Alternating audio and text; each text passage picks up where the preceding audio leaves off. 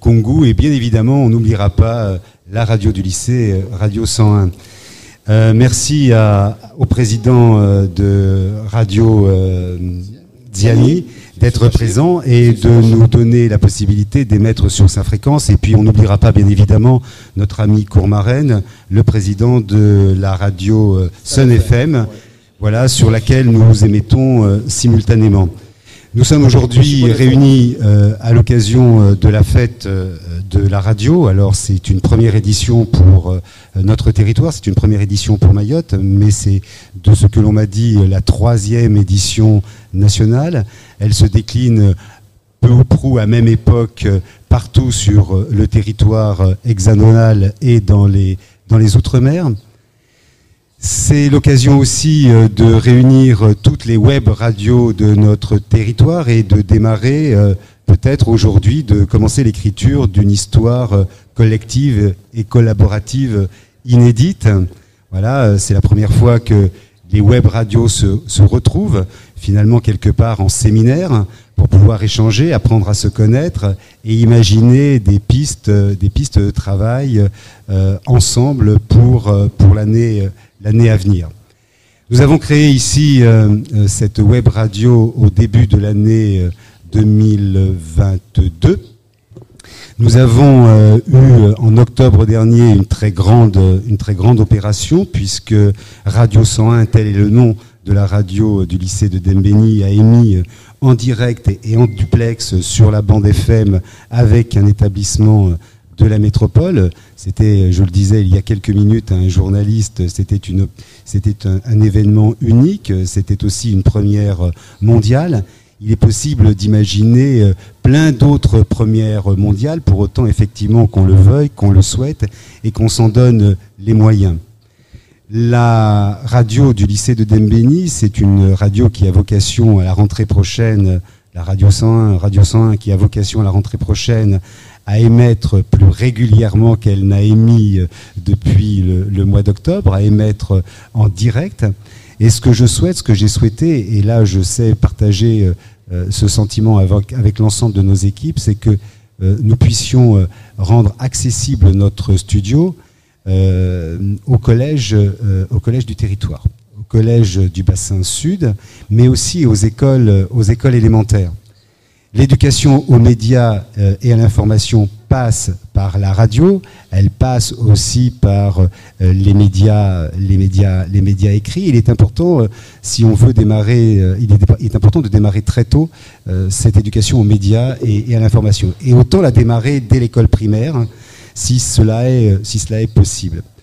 Important de dire important de dire aussi quel bien cela fait aux élèves, ce média.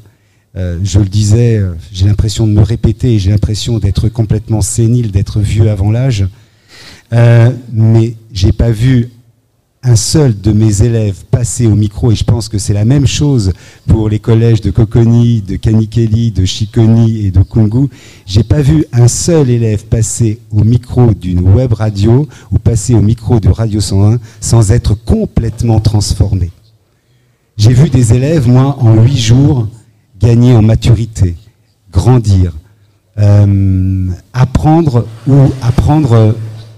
à oser prendre des initiatives, être en capacité de porter une démarche du début jusqu'à la fin, être en capacité aussi de faire leur autocritique et ainsi de progresser dans tous les domaines. Et puis je rappellerai une chose, c'est ce que je disais à un ami journaliste il y a de cela une petite heure. Il est important que nos radios scolaires soient des radios libres d'expression. Aucun sujet ne doit être tabou. Ce n'est pas parce que nous sommes une web radio scolaire qu'on doit s'affranchir ou faire l'économie d'un certain nombre de sujets qui peuvent peut-être être plus sensibles que d'autres. Voilà. Si on veut effectivement que cette web radio, nos web radios, la radio, ce média ait du sens, et si on veut l'inscrire dans le processus, dans une démarche d'éducation aux médias et à l'information.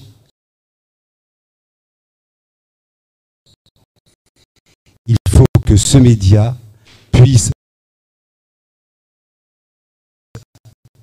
rendre citoyens, avant de remercier une nouvelle fois nos partenaires, avant de remercier aussi, puisqu'il y a eu un premier temps, il y a eu un premier temps tout à l'heure de 6h30 à 10h avec Mayotte la première, remercier Mayotte la première pour la disponibilité qui a été la sienne afin de permettre la couverture de cet événement.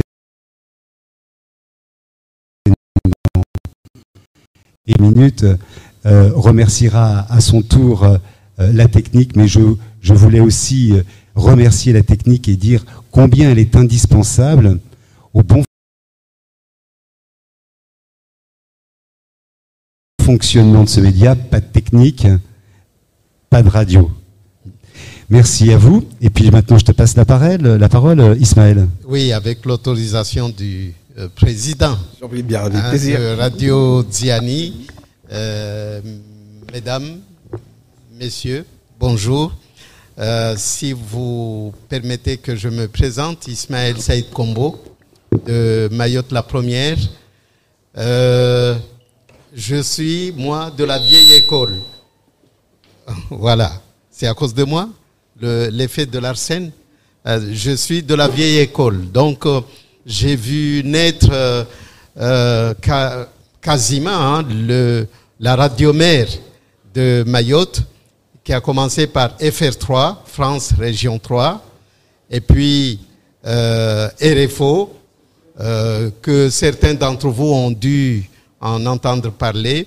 Ensuite, aujourd'hui, Mayotte, la première.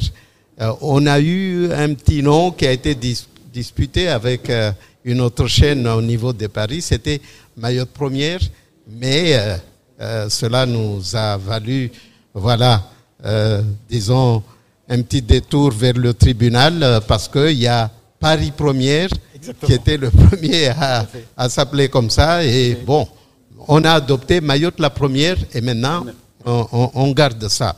Je suis très honoré par les organisateurs de cet événement de m'avoir sollicité pour venir parrainer en quelque sorte cette fête de la radio. Et puis, rappeler aux gens que je ne suis pas né de la dernière pluie, parce que je suis là depuis un peu plus de 40 ans maintenant. Ça vous donne le temps, franchement, de venir avec moi. Et je suis fier de voir qu'aujourd'hui, il y a des jeunes Mahorais. Mayotte la première a peut-être créé des émules, puisque l'aisance et la facilité avec laquelle je vous ai vu vous exprimer tout à l'heure à l'antenne, franchement, ça ne peut que... Et ça, je crois avoir compris avec l'interview que j'ai écoutée hier de Madame Co, ici présente, que c'est le travail de vos professeurs, mais c'est également le travail de vos parents et c'est aussi votre travail. Il faut persévérer. Vous avez sans doute envie de devenir des journalistes ou alors des techniciens. C'est un métier porteur, la radio, la télé. Donc, je ne fais que vous encourager. Mais le bac d'abord. Une fois qu'on a le bac en poche, ça, c'est la clé de toutes les portes pour les écoles qui existent maintenant en nombre assez important au niveau national. À l'époque où moi, après le bac, j'avais opté pour faire du journalisme, il n'y en avait que 4 au niveau national. J'ai fait ce qu'on appelle le CUEJ, le Centre universitaire de l'enseignement du journalisme, en 2 ans de formation. Et puis après, bon, j'ai rejoint Mayotte la première, qui s'appelait FR3 à l'époque, et puis j'ai continué jusqu'alors. On a parlé de Radio Ziani tout à l'heure, mais moi j'adorais bien le premier nom de cette radio, c'était La Voix du Lac. Et la voix du lac, je trouve que... hein? Bon, voilà, le lac est là. C'était la voix du lac. Mais je ne sais pas pourquoi ils ont changé. C'était pas mal comme nom. Mais l'essentiel étant qu'ils émettent, qu'ils continuent de le faire et que d'autres encore, en tout cas avec votre présence ici, je pense que la relève est assurée. Et voilà, j'avais cela à vous dire, à vous encourager. Maintenant, merci de votre attention. Je vais passer la parole. Tout à l'heure, on a dit pour la radio, on va pouvoir avoir la liberté de s'exprimer, d'aborder tous les sujets, disait monsieur le proviseur à l'antenne. Mais il y a une chose. Il faut savoir qu'avec une radio, on a la chance d'entrer chez les gens sans frapper à la porte. On a intérêt à être poli.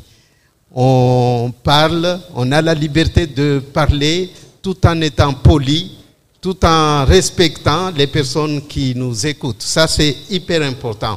Et puis, j'en termine en vous rappelant que la radio, disait également le proviseur, il n'y a pas que ceux qui papotent, ceux qui sont derrière le micro, qui parlent tout le temps, les journalistes, les animateurs, mais il y a aussi les techniciens. Sans eux, il n'y a pas de radio.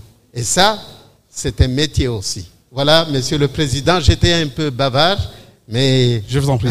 Je pense que... Je me présente donc, bonjour, je me présente rapidement, c'est Monsieur Bachir Youssouf, je suis donc le responsable donc de Radio Diani depuis sa fondation jusqu'à ce jour. Je tiens donc à remercier donc Monsieur le Proviseur, Monsieur Ismaël Sedkombo donc de nous avoir donc parrainé donc voilà cette fête. Et je remercie à toute l'équipe organisatrice donc et l'équipe donc de l'établissement donc qui a bien voulu donc nous accueillir dans cet établissement. On tient donc à vous remercier. Donc on viendra donc tout à l'heure donc pour les échanges si vous souhaiterez.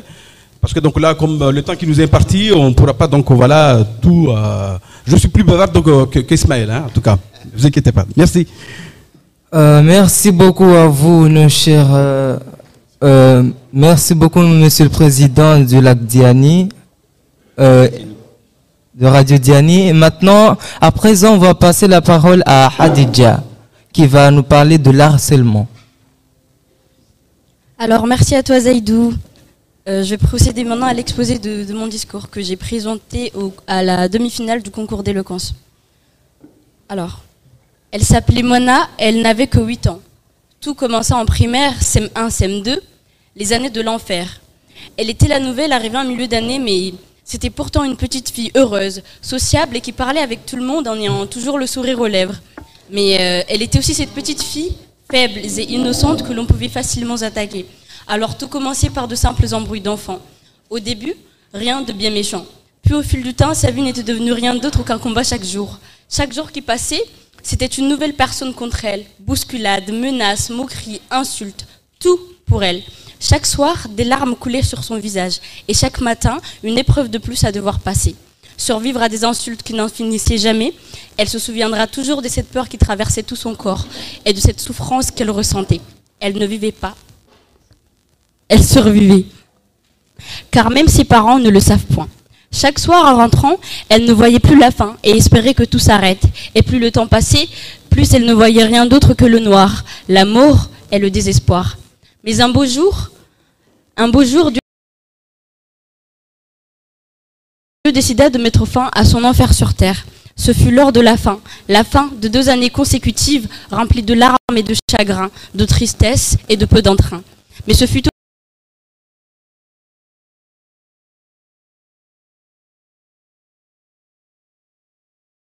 aussi le début d'un nouveau cycle sans fin, un nouveau cycle dans lequel passent inconstamment toutes les saisons. Le printemps et l'été, l'hiver et l'automne. À sa rentrée du collège, elle se fit une promesse, et c'est celle de ne plus jamais se laisser faire. De ne plus jamais laisser personne faire d'elle ce qu'elle n'est pas. Tourner la page, reprendre le contrôle de sa vie, être l'autrice de son livre, pouvoir écrire une nouvelle histoire. Mais cette fois-ci, avec des mots qu'elle aura choisis. Une histoire dont elle sera fière de raconter. Et ce fut une décision radicale. Elle s'appelait Moana, elle n'avait que 8 ans. Ses années de primaire, CM1, CM2, elle les appela les années de l'enfer. Et ça, c'est son histoire, mon histoire et celle de bien d'autres personnes.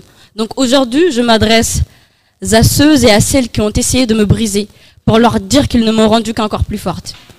Et si je vous pardonne, bien sûr que je vous pardonne, mais pas parce que vous vous êtes excusés ou quoi que ce soit dans le genre. Je vous pardonne tout simplement parce que je mérite la paix.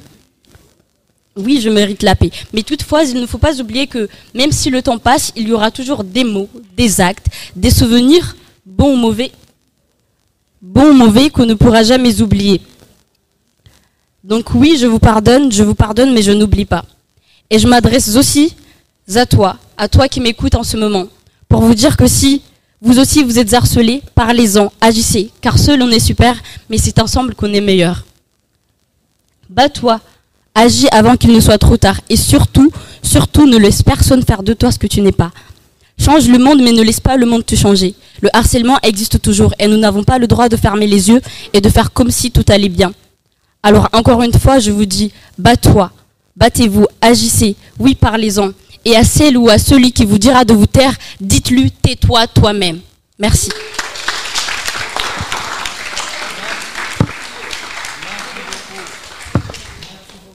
Merci. Merci beaucoup Adidja pour cette parlementaire émouvante et touchante. Maintenant, aujourd'hui, nous pouvons dire que le lycée de Dembéni a le micro autour d'eux. Nous allons maintenant entendre le moringue préparé par les élèves de Madame Ko. On vous accueille à venir prendre le micro. Au début, j'avais oublié de me présenter. Moi, c'est Ankoubou Zaïdou, élève du lycée de Dembéni. Je suis en seconde 15. Maintenant, à présent, je pense que les élèves de Madame Ko vont prendre le micro. Je vais les laisser prendre le micro et parler de ce qu'ils ont fait sur le moringue.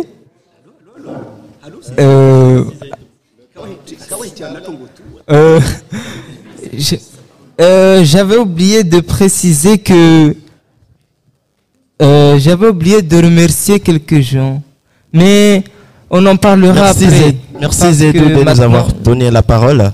D'ailleurs, je commence par me présenter. Je m'appelle Dinan Daniel. Je suis le technicien-chef de la web radio du lycée de Dembéni. Aujourd'hui, nous allons parler du moringue. Et avant de commencer, je vous laisse avec mes camarades qui vont se présenter ici à côté de moi. Bonjour, je m'appelle Moussa Fahad. Bonjour, je m'appelle Faidon Eladad. D'accord. Merci, vous avez entendu les présentations de mes camarades. Ce sont des élèves de première année CAP électricité. Nous allons parler du moringue aujourd'hui, une boxe traditionnelle qui est à Mayotte et aussi dans d'autres îles comme l'île de La Réunion, aussi dans d'autres pays comme le Brésil, mais connu sous le nom du Capoeira. Le moringue existe depuis très longtemps, qui a été pratiqué par nos ancêtres, le temps des esclaves, pour rester humain dans la dignité. Bien évidemment, le moringue, ce n'est pas une guerre, mais c'est une lutte traditionnelle, on est bien d'accord.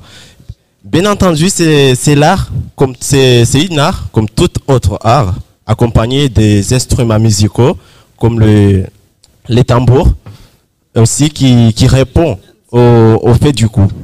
Elle a aussi ses origines, ses règles, qui fait de protéger cet art afin qu'on le préserve pour toute autre génération, pour que ça reste dans nos cultures et d'autres générations à venir. Sans tarder, nous allons commencer par la première question pour nos invités, des élèves de première année CAP. En commençant pour vous poser cette question, monsieur. Vous êtes prêts avec nous ou pas? Non. Oh là là, vous n'êtes pas du tout encourageant.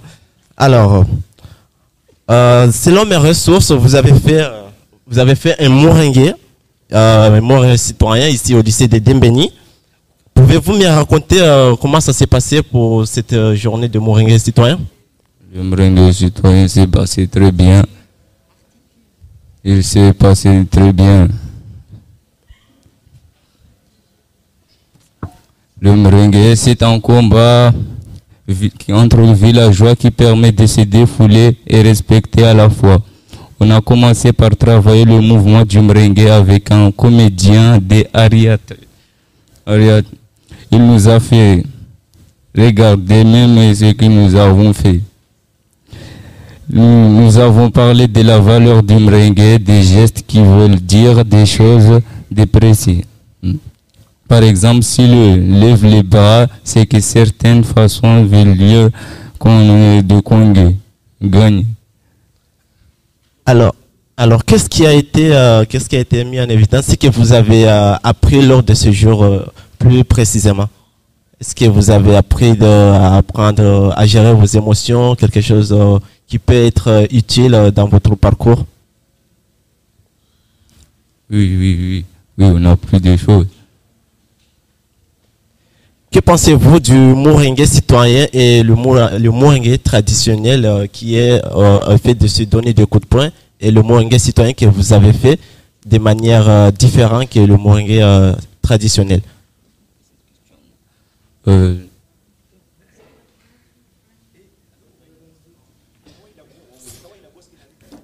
Du coup, le merengue que vous avez fait, c'est le merengue citoyen, le merengue qui agit avec les mots, mais pas avec les coups. Du coup, la différence que vous avez vue dans votre parcours de merengue, avec le merengue traditionnel qu'on voit d'habitude, que les gens qui se donnent des coups de poing. Quelle est la différence entre les deux là, selon vous? Est-ce que vous avez vu quelque chose qui est à peu près normal ou inhabituel, ou quelque chose qui les différencie entre les deux?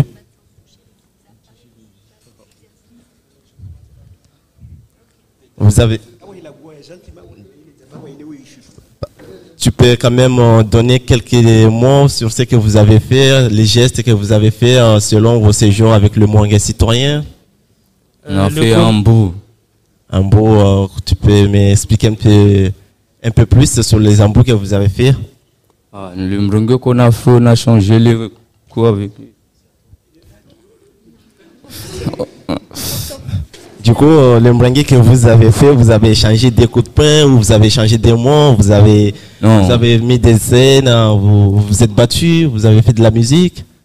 Oui, on a fait de la musique, mais voilà. Allez-y, quelque chose d'intéressant. Non, on peut vous écouter. Hein. Mais le merengue qu'on a fait n'a rien à voir avec le merengue qu'on fait au quartier. Car le merengue qu'on fait au quartier, avec des coups de poing. Mais le merengue qu'on a fait, on a échangé les coups de poing avec des mots. Voilà. Du coup, la différence qu'il y a entre le merengue citoyen et le merengue traditionnel, c'est entre les coups qu'on se donne en dehors, qui est traduit en mode de violence, et le merengue citoyen, c'est un merengue qui se passe juste avec les mots. Oui, on se bat qu'avec les mots, mais pas avec des coups de poing.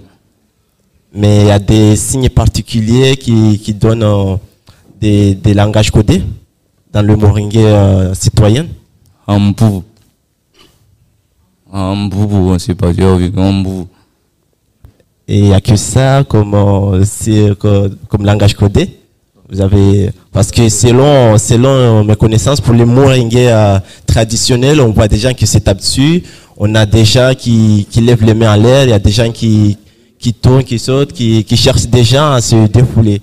Est-ce que c'est la même chose ou c'est loin d'être comme ça? Non, c'est pas la même chose.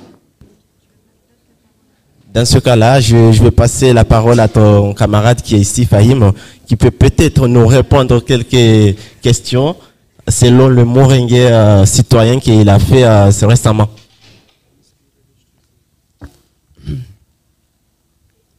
Le comédien nous a fait des exercices individuels ou collectifs.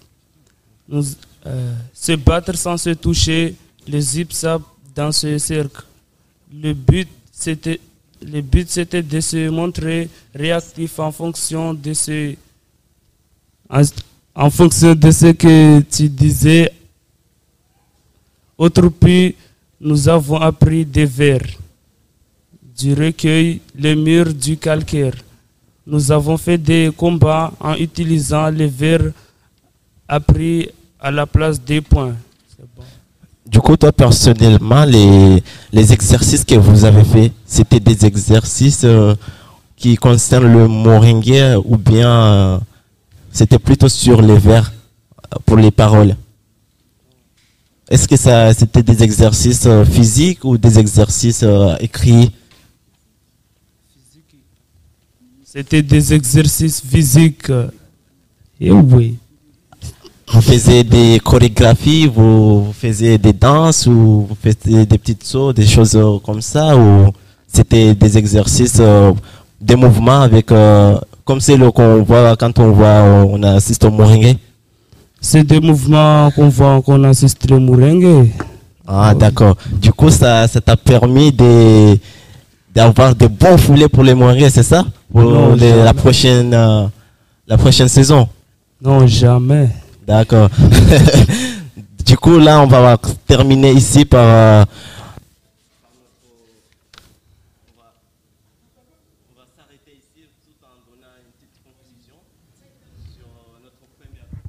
Sur notre premier invité, on va s'arrêter ici en donnant une petite conclusion.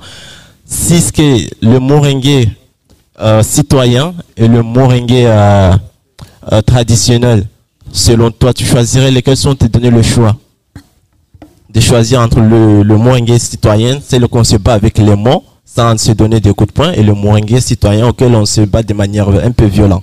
Tu choisirais lequel? Le moringue citoyen. Pourquoi tu choisirais celui-là? Selon toi, tu penses que c'est trop facile ou c'est très génial ou c'est... Ah, c'est parce que je pense tout. D'accord. Du coup, merci beaucoup pour ton avis. Moi, je suis là pour te donner aussi mon aide. Si jamais tu as besoin des personnes pour les vers du moringue, je suis présent pour te donner un coup de main. Merci beaucoup, Daniel. Merci beaucoup de nous avoir parlé du merengue. Je rappelle, moi c'est Zaïdou, nous sommes en direct sur Radio Diani, la radio qui est en petit air, sur 104.8, je rappelle. Et avant de passer à l'autre émission, je tiens d'abord à remercier Monsieur Eric Michaeli, qui est le directeur du CDP, je rappelle, Centre de documentation pédagogique, qui est actuellement à La Réunion, qui sans lui, je ne serais pas ici. Un grand merci pour lui. Je remercie aussi Madame Co, la porteuse du projet Radio 101. Antoinette, d'applaudissements, s'il vous plaît. Et aussi, je tiens aussi à remercier Monsieur Kauzar, qui m'a beaucoup aidé. Merci Monsieur Kauzar. Et aussi, je n'oublie pas notre cher Monsieur le Proviseur, Monsieur Toumoulin. Et je tiens à faire passer un petit coucou à Arthur Compoint et aussi un petit coucou à un grand artiste. Vous le connaissez peut-être sans doute, Gilbert Montagnier. Et je tiens aussi à souhaiter le bienvenue à nos collégiennes qui sont là. Bienvenue à vous et à leurs professeurs. Maintenant, je vais passer le micro à Tuflati et Fayal. Merci. Bonjour. Merci Zaïdou. Effectivement, je suis Tuflati à l'antenne. Je vais interviewer Fayal. Et pour cela, il faut savoir que pendant cette journée radiophonique où on était une semaine à l'internat, on a passé plusieurs thématiques et c'est pour cela, en fait, on va échanger ensemble et on va interviewer nos camarades sur ce qu'ils ont pensé de cette journée-là, quoi. On va donner du peps, ça retendre. Du coup, Fayal, pendant cette semaine exceptionnelle de la radio où on a été en duplex avec la radio 2B en France métropolitaine, on a eu, comme je l'ai bien dit, plusieurs thématiques: territoire, environnement, économie, éducation et culture. Tout en débutant avec le groupe Territoire. Tu as fait partie de ce groupe, c'est pour cela que, en intervenant, Monsieur Le Duf, maître de conférence en géographie au centre universitaire de Mayotte, C'est pour cela que c'est en cette raison pour laquelle que je passerai quelques questions sur le déroulement de cette journée thématique le territoire, mais pas que, parce que je vais aussi te poser quelques questions sur cette semaine exceptionnelle. Pour commencer, pourquoi as-tu choisi la thématique du territoire parmi tant d'autres? J'ai choisi la thématique territoire car j'avais envie de connaître notre si belle île et comment il se formait, à savoir comment nous pourrons protéger notre île et la rendre si belle comme toute. Car à savoir, beaucoup d'entre nous vivent sur notre île sans connaître le bon mouvement de notre île. Du coup, nous allons poursuivre. Sur cette première journée, ce n'était pas stressant pour toi de prendre le micro, parce qu'il faut savoir qu'on a débuté la préparation de cette journée en périscolaire, entre les cours, les devoirs, la radio, sans oublier de souligner que c'était une première fois. Du coup, comment tu t'es organisé? Ce n'était pas stressant?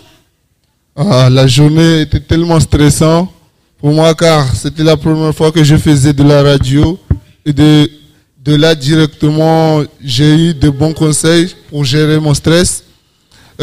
Pour l'organisation, je me suis organisé 2 fois même. J'étais allé chercher sur mon intervenant, monsieur le Duf, que je le remercie, et que j'avais préparé des questions, mais le dimanche, quand on est venu au lycée, on a eu l'aide de nos professeurs accompagnateurs, Madame Co, plus un journaliste référent, Michael, qui nous a épaulés pour que cette journée soit un succès. D'accord, et nous allons poursuivre avec cette 4e question. Du coup, n'était-il pas une tâche en plus d'être à l'école pendant les vacances scolaires? C'était un plaisir d'être au lycée pendant les vacances, car j'aime être au lycée, et pour ça, c'est pas une tâche, mais c'est une aventure à mettre en œuvre. Nous allons lancer le podcast du coup pour regarder ce travail exceptionnel entre tous les élèves de la radio 100 et les élèves en duplex avec la radio 2B. Bon, je rappelle que nous sommes en direct avec Radio Diani et aussi sur l'antenne de Son FM. J'oublie pas que Radio Diani c'est 104.8. Bonjour chers auditeurs et auditrices. Nous aborderons avec notre invité la question du territoire. Nous allons écouter le podcast, un extrait de podcast de Monsieur le Duf, géographe universitaire. Nous aborderons avec notre invité la question du territoire.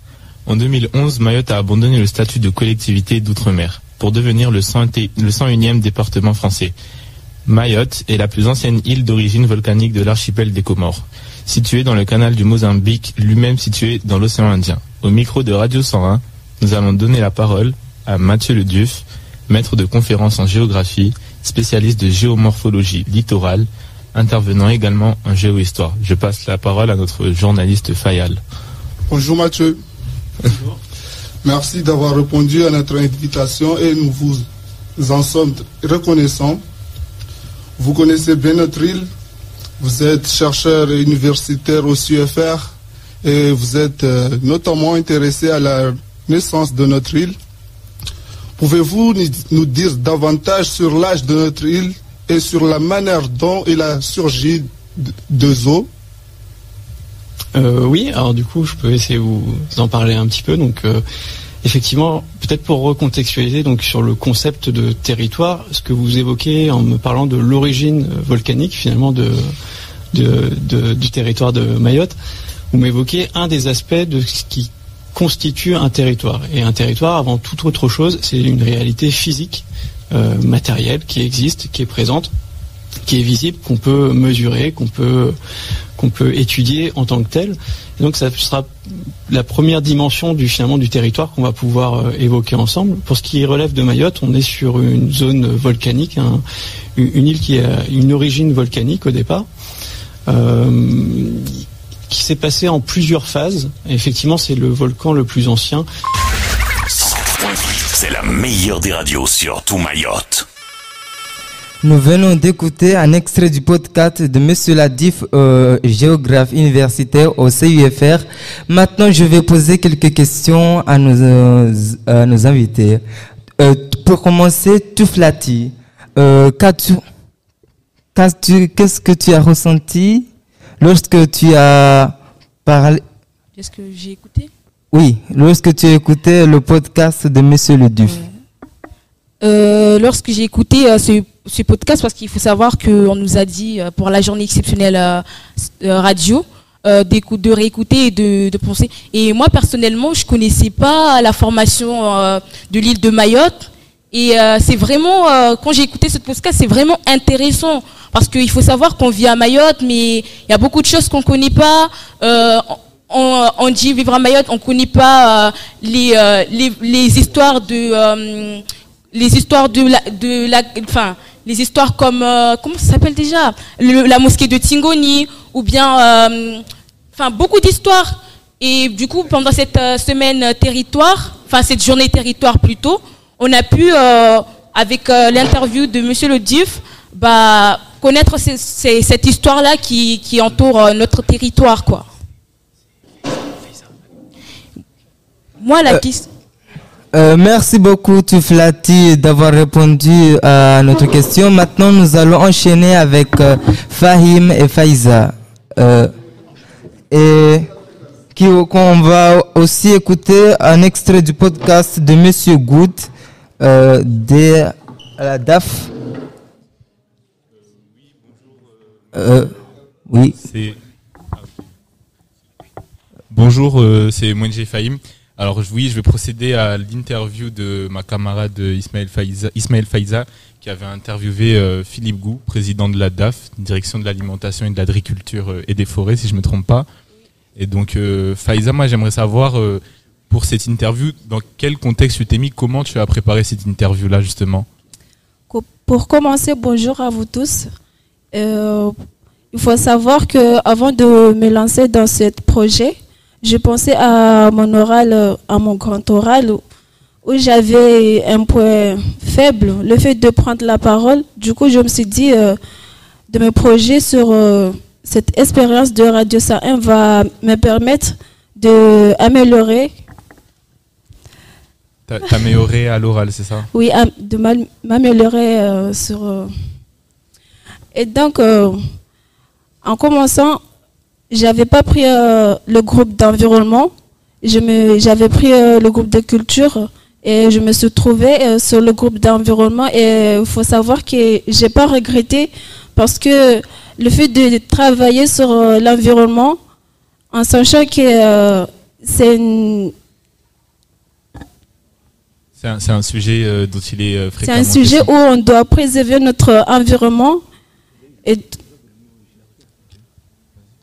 Et donc, pour cela, mon thème que je préparais, c'était la forêt. Et sur mon travail, je ne l'ai pas travaillé toute seule. On était accompagné d'un prof et aussi Monsieur Michael, qui est le journaliste qui nous accompagnait durant cette semaine. Et vu que j'interviewais Monsieur Gou, le directeur de la DAF, mais mon travail est passé sur le proviseur, M. Toumoulin, en fait qu'il corrige mes questions et ne pas faire une interview. Voilà. Interview qui n'aurait pas de sens du coup. Oui, voilà. J'aimerais savoir, c'est une carrure importante quand même, Philippe Gou, c'est président de la DAF. Oui. Comment tu t'es senti lors de cette interview? Est-ce que tu étais plutôt stressé ou au contraire détendu? Au début, j'étais stressée. Au final, je me suis détendue. Et même si j'ai vu que durant cette interview, en sortant dedans, j'étais très contente. Et en fait, je ne voulais pas savoir que c'était bien ou pas, mais le fait de passer cette épreuve m'a permis, m'a donné une grande émotion. Donc, c'était bien pour moi. Et est-ce que tu penses que justement le fait de participer à ça, c'est vraiment un plus pour les épreuves qui viennent, c'est-à-dire le grand oral? Est-ce que ça t'a permis de maintenant t'affirmer à l'oral? Tu te sens plus à l'aise maintenant? Oui, je me sens plus à l'aise, mais deux fois, je stresse un petit peu. Donc, au début, je pensais que le fait de me tenir là, en tenant le micro, j'allais trembler comme d'hab, mais... mais là, je trouve que vraiment, le projet de radio m'a permis de m'améliorer mon oral. D'accord, merci pour ces réponses, Faïza. Je te laisse la parole, Zaïdou. Merci beaucoup, Fahim. Maintenant, on va passer un extrait du podcast de Monsieur Goutte de la DAF. Et après, nous allons changer de programme pour passer au collège de Congo et de Chikoni, les deux Chikoni. Nous allons parler maintenant de la forêt et de l'agriculture. Nous vous proposons une balade dans les bois et dans les champs avec Philippe Gou. Au micro, notre journaliste Faïza. Merci Adidja. Philippe Gou, bonjour. Bien, bonjour. Vous êtes directeur à la direction de l'alimentation, de l'agriculture et de la forêt, la DAF. Merci d'avoir accepté notre invitation pour nous parler de votre travail et des problématiques auxquelles vous êtes confrontés au quotidien. Avant de commencer, pourriez-vous vous présenter aux éditeurs et nous parler de votre parcours professionnel? Tout à fait. Tout d'abord, je voudrais vous remercier pour cette invitation à laquelle j'ai répondu tout à fait spontanément quand elle m'est arrivée, parce que j'imagine que c'est d'abord un gros travail que vous menez, et c'est important aussi pour nous, en matière de promotion d'un secteur qui est parfois un peu méconnu, mais qui est toujours un petit peu éloigné des orientations de nos élèves, des élèves que l'on fréquente, mais qui a une véritable importance, en particulier sur Mayotte. Merci. Alors, pour revenir à la présentation à laquelle vous m'invitez, effectivement, je me nomme Philippe Goutte, je suis directeur de l'alimentation, de l'agriculture et de la forêt, et je suis à la direction de cette structure depuis un peu plus de 2 ans maintenant. Mon parcours professionnel, c'est celui d'un parcours d'attaché d'administration classique qui a franchi différents échelons et qui s'est retrouvé nommé ici à Mayotte il y a quelques années, Mayotte il y a 7 ans. Structure que j'ai connue, donc la DAF, en tant que secrétaire général et puis aujourd'hui en tant que directeur, après avoir été pendant une 20aine d'années professeur dans l'éducation nationale. Donc vous voyez, même l'éducation nationale, ça mène à tout. À Mamoudzou, à Sada, à Kani, j'écoute Radio Diani sur 104.8.